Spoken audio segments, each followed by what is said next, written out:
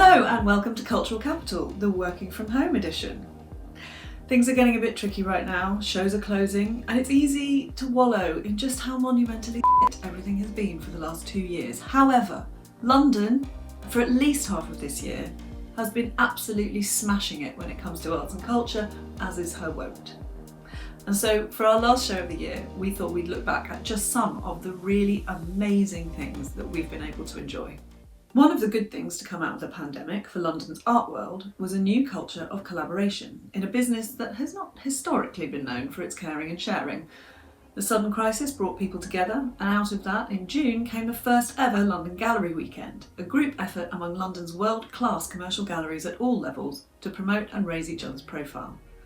Later in the year, those galleries finally had their global moment in the sun, with the return of Frieze Art Fair, the city's most important and highly anticipated jamboree of art sales.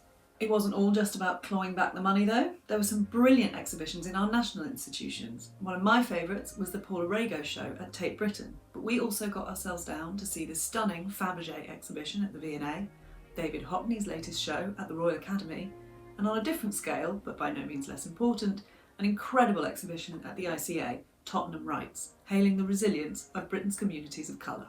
Despite fits and starts, closures, reopenings, more closures, London's theatre venues and producers have been putting on a show too, and we were lucky enough to get backstage.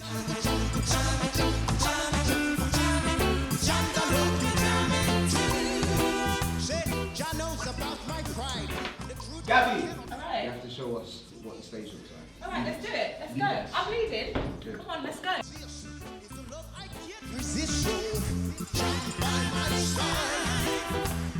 We are doing a musical called Get Up, Stand Up.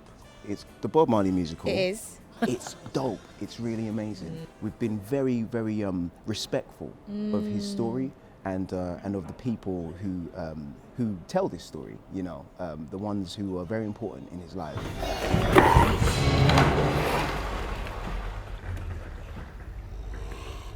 So bringing Richard Parker to life, we talked about different ways of doing it. Obviously my specialisation is sort of active puppetry with people in contact with the puppet that they're holding. And so we decided to try that with Richard Parker. And Nick Barnes and I, who co-designed the puppets, we'd co-designed the puppets together. We knew that we wanted to make something very flexible, very live. But the most important thing was that it could move as fast as a tiger and was intimidating in the way that a tiger is.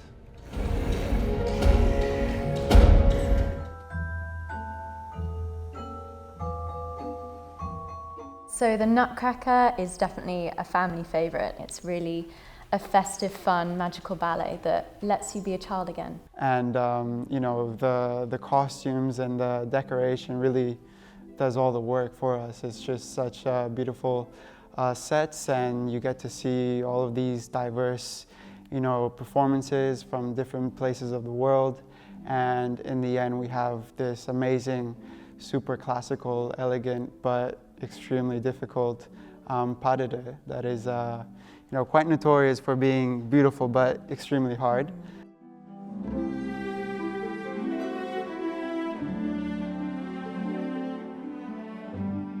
2021 has been one hell of a year for film too, much of which I've had the pleasure, usually, of reviewing for you. Here are some of my highlights. Jane Campion's first movie in 12 years was always going to be an event, but even so, I didn't expect to enjoy The Power of the Dog half as much as I did.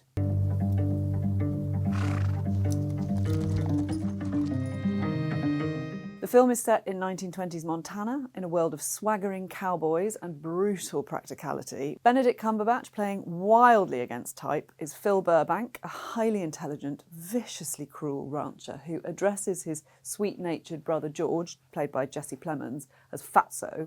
No one quite understands it, characters or audience, and you constantly find yourself trying to second-guess Phil and his motives.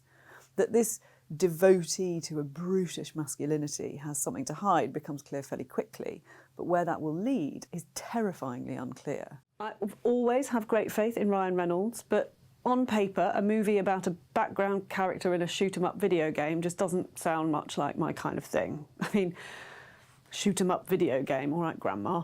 But, oh my God, Free Guy is so fun. Don't have a good day. Have a great day. Everybody! I don't think I've been so utterly charmed by a film in years. It's super sweet, extremely silly, very funny and very knowing. There are some excellent cameos. It's stuffed with Easter eggs for gamers, non-gamers, Disney and Marvel fans alike. And even if you get none of those, the script, except for one brief moment of chunky explication that Coma just about manages to deliver with her dignity intact, is a zingy, zippy delight. Nomadland has finally hit the big screen. My mom says that you're homeless. Is that true? No, I'm not homeless. I'm just houseless. Don't worry about me, I'm okay. It's hard to know whether in a normal year full of tentpole dramas, this meandering, contemplative movie would have got a look in during the carnage of awards season, but it's a great thing that it did. Frances McDormand rightly won the Best Actress Oscar for her portrayal of Fern, who might be the most convincingly real human woman I've ever seen in a movie. But it's the seamlessness with which Chloe Zhao weaves together her story and the stories of the nomads, the actual real people who live this life, and so generously share it with us on screen, that is so special. It's often hard to tell whether you're watching a fiction or a documentary. Nobody seems to be acting. This week's film is absolutely mental. In 2015, Atzia King, known as Zola, published a 148-tweet-long Twitter thread that started with the words, "You want to hear a story about how me and this bitch fell out? It's kind of long, but it's full of suspense." Hell yes. What came after it was a rollercoaster story of a road trip involving pimps, pole dancers, guns, bags of money and some really quite nasty people that went crazy on Twitter and eventually led to a wild profile in Rolling Stone magazine that fleshed out what had become known on Twitter simply as #TheStory. That and the original thread are what the filmmaker Janixa Bravo and the writer Jeremy O. Harris eventually based this absolutely barking film on. Is broke! I loved it.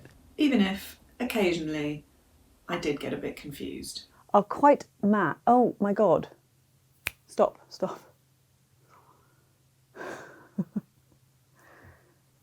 It's not Robert De Niro, it's Al Pacino. It's been that kind of year. Thank you so much for watching Cultural Capital in 2021. We'll be back in January with, we hope, loads more of London's amazing arts and culture. And thank you too for those of you who have been making it. I know it's not been easy, but it's kept the rest of us going. Merry Christmas, and we'll see you next year.